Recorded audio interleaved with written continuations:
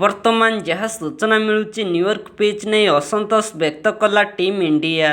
ତେବେ ସୂଚନା ଅନୁସାରେ ଟି-20 ବିଶ୍ୱକପ୍ ଏଥର ଆମେରିକା ଓ ୱେଷ୍ଟଇଣ୍ଡିଜରେ ଖେଳାଯାଉଛି। ଚଳିତ ସଂସ୍କରଣରେ ପ୍ରଶଂସକଙ୍କ ସଂଖ୍ୟା କମ୍ ଥିବା ବେଳେ ଏପର୍ଯ୍ୟନ୍ତ ସେଭଳି ରୋମାଞ୍ଚକ ମୁକାବିଲା ଦେଖିବାକୁ ମିଳିନାହିଁ। ନସାଉ କ୍ରିକେଟ ଷ୍ଟାଡିୟମରେ 2ଟି ମ୍ୟାଚ୍ ଖେଳାଯାଇଛି ଏବଂ 100ରୁ ଉର୍ଦ୍ଧ୍ୱ ସ୍କୋର କେହି କରିପାରି ନାହାନ୍ତି। ଏହି ପିଚ୍ରେ ଜୁନ୍ 9 ତାରିଖରେ ଭାରତ ଓ ପାକିସ୍ତାନ ହାଇ ଭୋଲ୍ଟେଜ୍ ମୁକାବିଲା ଖେଳାଯିବାକୁ ଅଛି। ଟିମ୍ ଇଣ୍ଡିଆ ପିଚ୍ ନେଇ ଖୋଲାଖୋଲି ଭାବେ ଅସନ୍ତୋଷ ବ୍ୟକ୍ତ କରିଛି।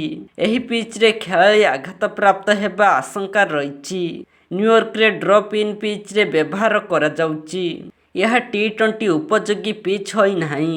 ଶ୍ରୀଲଙ୍କା ଏଠାରେ ଶ୍ରୀଲଙ୍କାକୁ ଦକ୍ଷିଣ ଆଫ୍ରିକା 77 ରନରେ ଅଲ୍ ଆଉଟ୍ କରିଥିବା ବେଳେ ଭାରତ ବିପକ୍ଷରେ ଆୟର୍ଲ୍ୟାଣ୍ଡ 96 ରନ୍ କରିବାକୁ ସକ୍ଷମ ହୋଇଥିଲା।